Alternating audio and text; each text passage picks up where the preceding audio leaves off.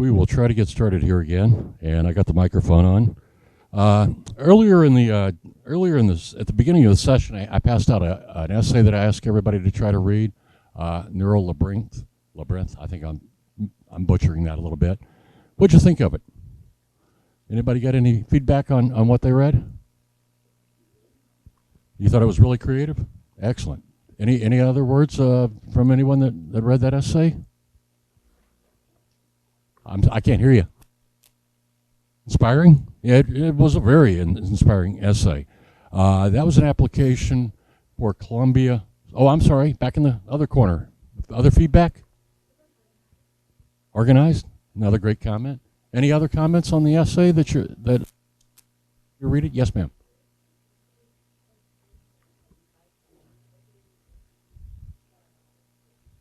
So like $350 a word is what you're saying? Yeah, excellent. That was an application for Columbia it's another college within Columbia University out in New York. Doesn't have quite as great a financial aid normally. However, it does provide for an opportunity to get a full ride, and I think the limit is 2,500 words on that essay. That gentleman, he also was pretty successful in his college thing. Later on during financial aid, we're going to talk about how it's kind of useful to have award letters from multiple schools.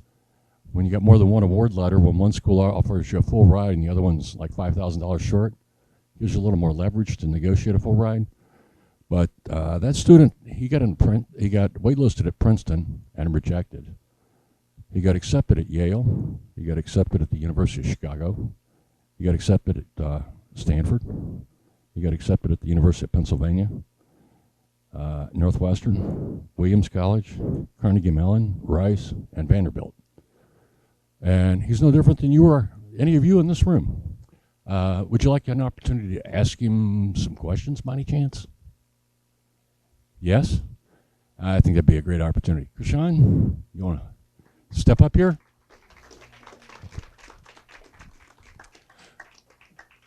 I've known Krishan for about a year and a half now from Harold, Washington, and phenomenal young man. I thought it would be important to ask him to come in to give you a better perspective than some old white guy that could maybe give you something that would be very meaningful to you. So he's going to be with us for the next 30 minutes or so. And I'll let Krishan, I've got some questions for him, but I know you have some questions. So why don't I let Krishan give like a quick 3 or 4 minute introduction about himself, and then open it up to your questions, and I'll help feed a few extra ones in there. Thank you now. Hello, how's everyone doing? Cool. So just a quick background on me.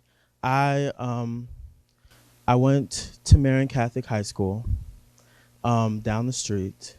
I didn't have the best experience there. And that caused me to not have the same drive as I do now. I didn't really know what I could achieve. I was lost in my identity. I didn't realize the things that were out there and that they were just in arm's reach. So basically, I had this hiatus, and I ended up going to Harold Washington College, in which I met a lot of wonderful people who I consider like my second family, because I was able to optimize the resources at my community college so I can use them to the best of my abilities. For example, I had a residency in the writing lab, so I basically like was in there 25/8.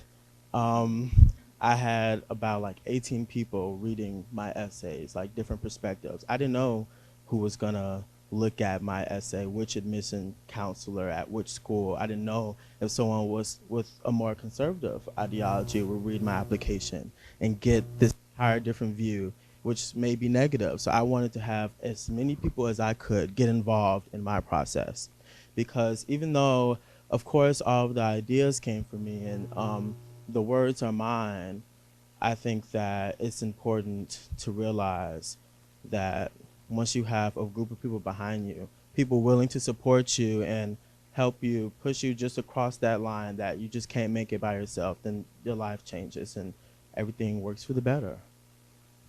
So yeah, we can start taking questions in the back.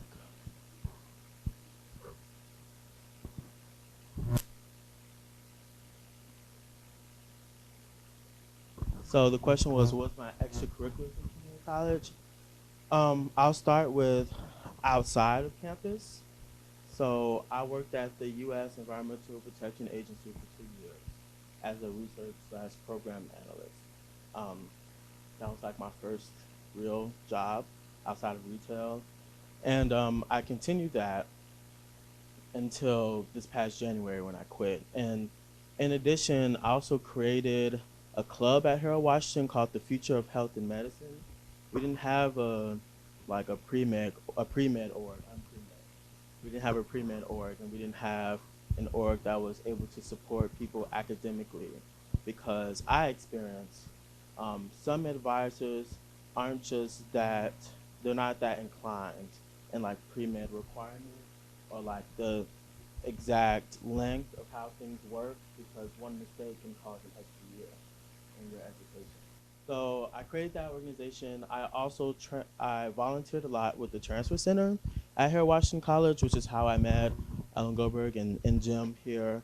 I um, did a lot, and I wouldn't say that the goal isn't really to do things just to slap onto your resume. I would say that with everything that I did, I had lots of fun. Like I actually cared a lot about transferring. As someone going through transfer, I was like, I need to know the ins and outs. I need to understand what I can do, because originally when I met Jim and Ellen, my dream school was Loyola. Love Loyola, but I had this I had this thing called optimism that I got from these people that I met. So I started to get hope about the possibilities of what I could do if I just try harder with the people that were presented to me, which these things are available at every community college. You just have to seek them. Next question.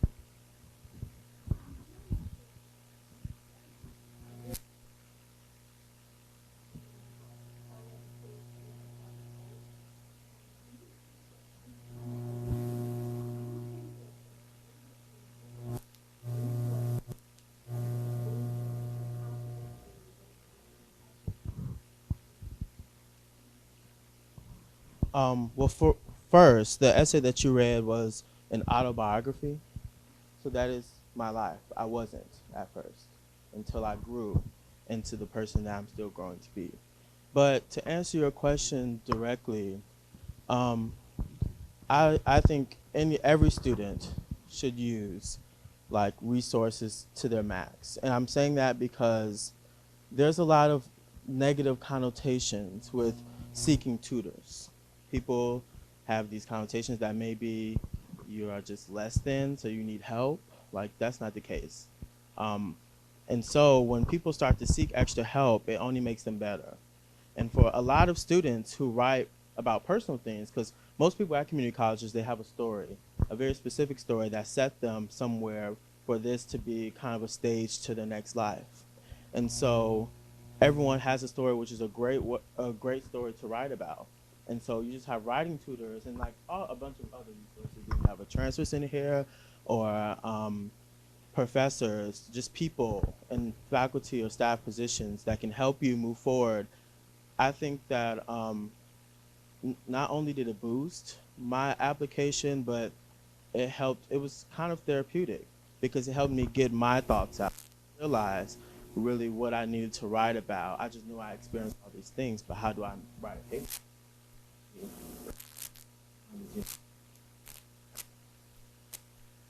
Things like, isn't that like gonna look bad? But I didn't realize and those opinions are so definitely so. Any other questions?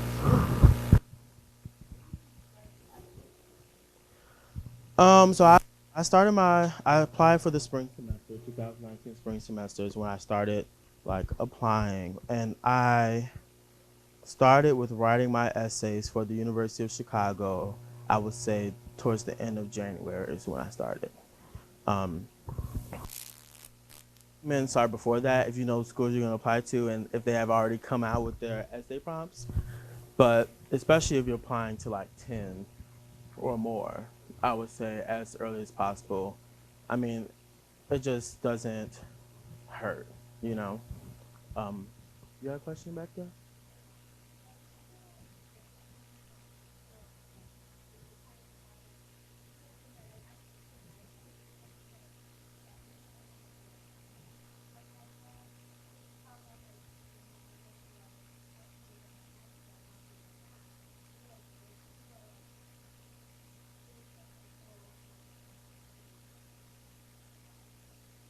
Um, no.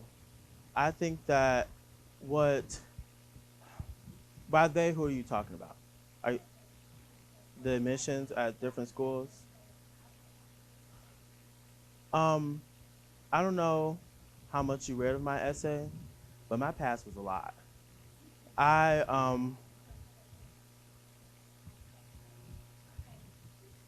Yeah, I wouldn't say that matters that much. It's more about your current academics, like your current transcript here at Prairie State. Um, like I did pretty well at Harold Washington, and that was probably the best I've ever done. And then that kind of is more of a recent notion of how I am now as a student versus like grades from back in the past.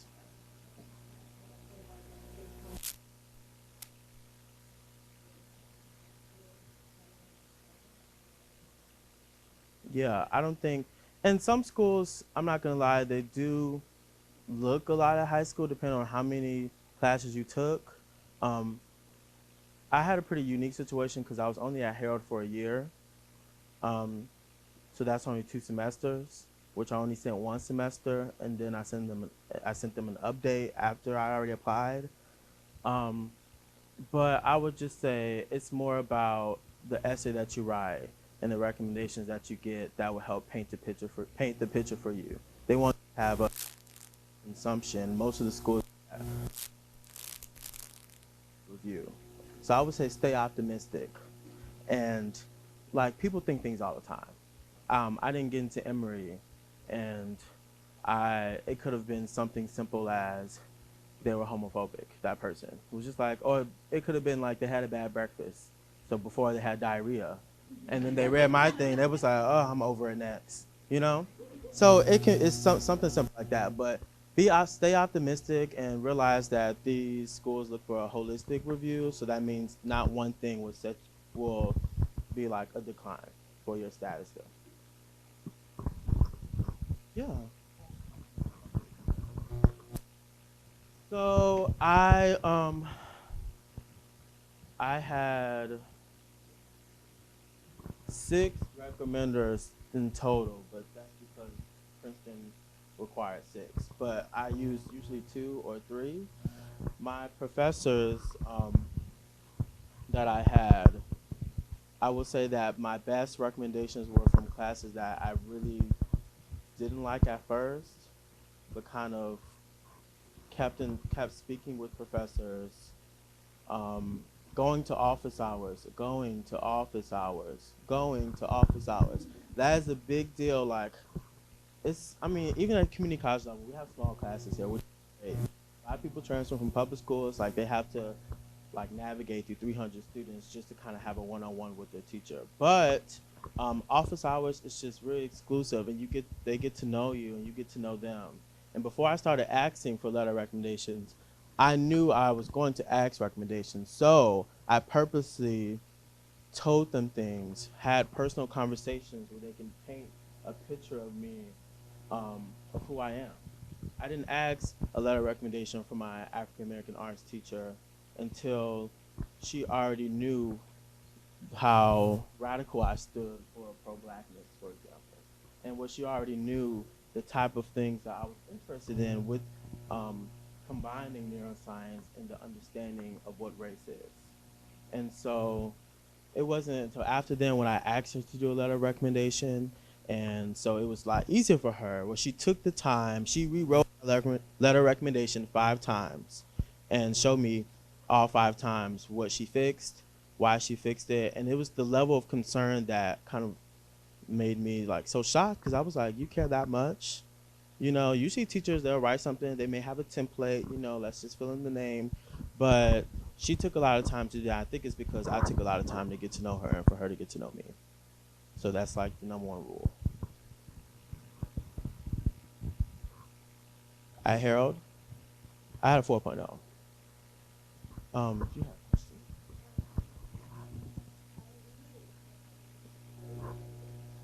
Yeah. Yeah. Your hair is still great. Uh-huh.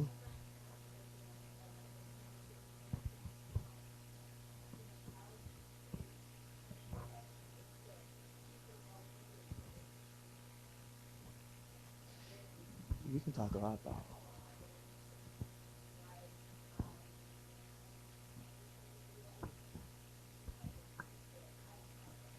Right.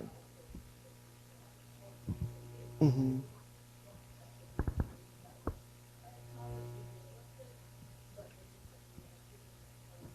Mhm. Mhm. Oh, thank you. Thank you. Oh my God. That was so sweet. Yeah. So just a quick note about that school, and I'll leave it there. There's just a lot of a lot of blind people.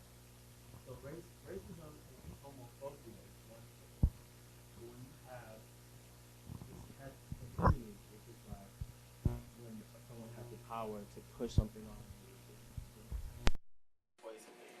Um, it casts like these shadows on a lot of people there, minorities especially, and it definitely affects the one thing that we need to move forward, which is hope, which is optimism. I talk about that a lot because like I said, I wasn't really applying to any really good schools until I met people to give that to me because it was taken away. And so I that's like one of the most important things I would ever say. If you can get that from a family member, from like I said, the resources. I talk about resources, but that's just me being formally. I see these people as like friends. These are my second family. Like I went to them, I was seeing them more than I saw my family at home because I was spending so much time to kind of get myself together, and they had all this knowledge, and then it was like, wait, so you mean I can do this? Like if I do it this way, like this is me, I can do this, and it was just reassuring, and it helped me so much to realize that maybe I can do this, and if I can do it, y'all read my stuff. If I can do it, y'all can do it. Seriously. There's another question over here. Did you use the same letter like for all of your like once you had it done?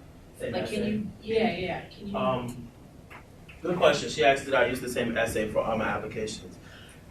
Half yes and no. So basically, all schools have that why Stanford, why University of Chicago.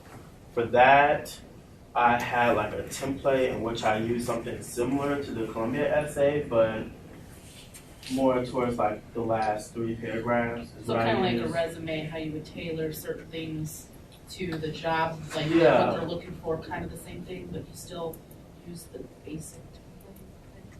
Yeah, but most of my schools have more than one essay.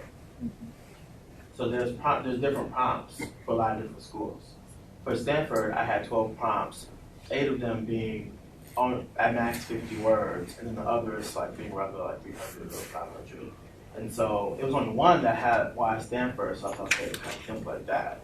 But like, there's another one that had like, just tell me about one of your extracurricular activities. And I talked about me playing clarinet. Like you just have to know yourself.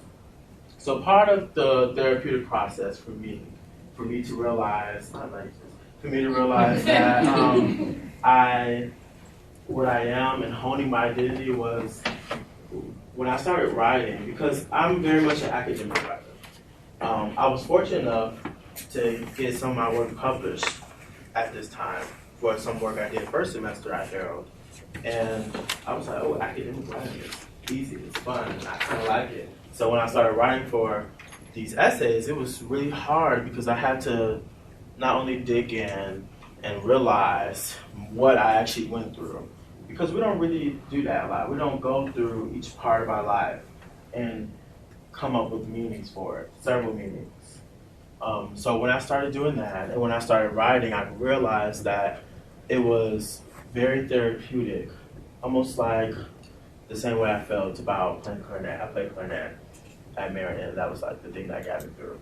So yeah, I would definitely say you can use a template, but you're gonna need a lot of templates because there's a lot of different type of prompts. But the biggest thing that helped me was once you start writing, you get to know yourself, and then you start loving yourself. And then it becomes easier to write because you're talking about these things that you love, or these things that you've been through, but you love what you learned. You know what I mean? So yeah, there's that. Any other questions? Quick question for you. Mm-hmm. During your application process, what interactions did you have with the schools that you applied to? Oh yeah, I had a lot of interactions. Some schools I will call like once a week. Like seriously, I'd be like, so what's going on? No, but so for example, I'll give you an example. For Yale, I had an interview for Yale. It was with they asked if I wanted to do a phone call, Skype, or meet with the admission liaison, which was locally around me.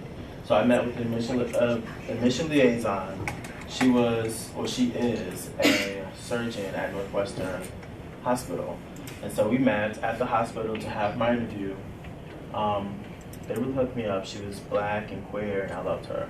But she was pretty cool. She was upfront about all things Yale, good and bad, and I appreciate that. But after that, like I didn't just do the regular, thank you so much for the time that we spent, and email, thank you for giving me this experience, even if I don't make it. Like, our relationship still exists to this day. Mind you, this is after I was off the wait list and got into Yale, and after I had declined to go to Columbia. So I think that me building a relationship with her, one, is what got me off the wait list. The wait list had 2 people on there, me and like some other privileged person. And basically, the person from Yale, she gave me very explicit stories about how she stood up for me. And to not go into too much specifics, she was very much my Olivia Pope in that application process. And I felt like it wouldn't have been nearly that strong if I didn't continue to communicate with her. We went out 4 times after that interview. Just like, one, I'm into surgery. I want to be a neurosurgeon. She's not a neurosurgeon, but she's a cardiothoracic surgeon. And like, I was just like, you're a black queer cardiothoracic surgeon. Like, let's talk. And like, I want to get to know you and your experiences. And she was just really cool and really nice. And then I also will call Yale a lot and build relationships with either the students that pick up or like the admission assistants to talk, because one, is usually always the same person. And 2, they always comment when you call them. They'll put in the system that you called and what you talked about. And it was the only thing that I would say about that is never ask a question that you can find on the website, because that is annoying. Because you can find on the website for like millennials or pseudo millennials. So there's that, and yeah, I think that answers your question. Yes. Any other questions? Okay.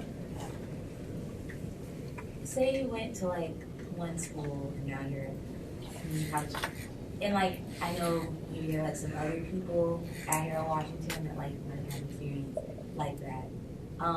how did they like write, or you, whatever, how do you write about those experiences? And like be transparent about them, but also like, you know, show the good side, or like why you're still like competitive or like a good applicant for the school. Yeah, so I would definitely say, assuming that something bad or something not apparently good happened at your previous school, one of the best things that you can do when writing about it, like in your personal statement, is just state the facts without being almost like a journalist, without being biased towards your hate or dislike of your past school, because then that will come off bitter, petty.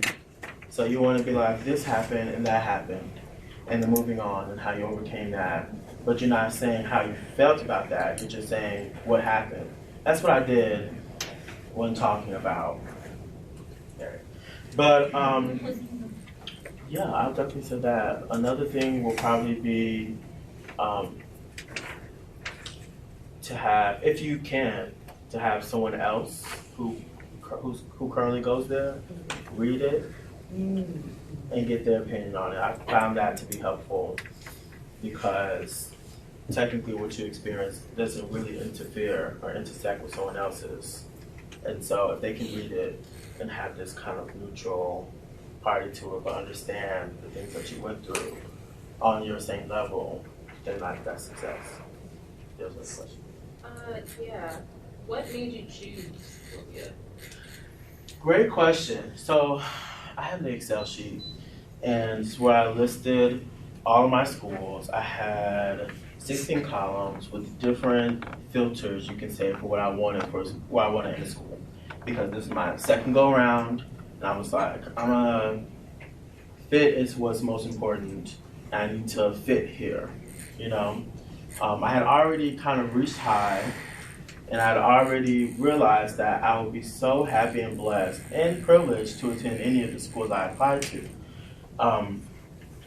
And then like splitting them and realizing which one I wanted more was kind of like splitting hairs, you know what I mean? So basically what I realized was that, one, I'm a neuroscience major and I want to be a neurosurgeon, but I want to be a neurosurgeon neuroscientist, which means that I'm also aiming to get a PhD so I can have like my own lab and like do research. So I wanted a place that supported that undergraduates pursuing and like cutting edge research at a very beginner level. So there are some schools, for example, I'll say Harvard as an example, that's really big on the graduate students, which is great. You know, they're the people that actually like produce things and work harder in the research labs. But then there's schools like Princeton, for example, that own like 10% of the population at Princeton are grad students, which means that who else is taking up all of those research positions? Who else are involved in these cutting edge projects? It's the undergraduates.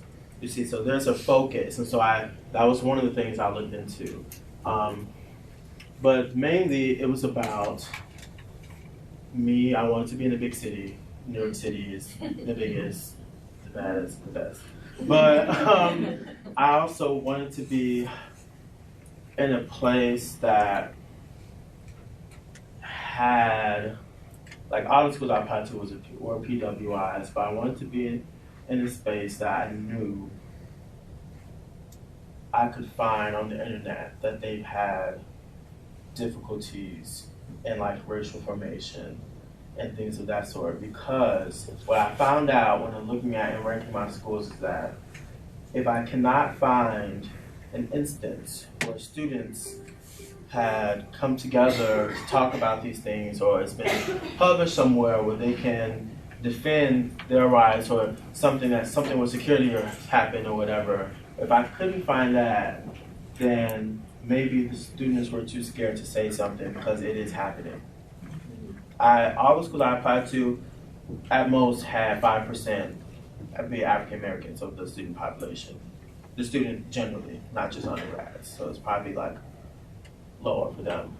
But so yeah, and it was just a lot of commotion and like a lot of radical people at Columbia, and I was like, they're going through a lot of stuff, and I want to join it, the fight, and, they also have a little bit bigger platform because they have all these New York City outlets that are around them that they use a lot, and so I look into that, and academically, as I said, I'm really focused on research.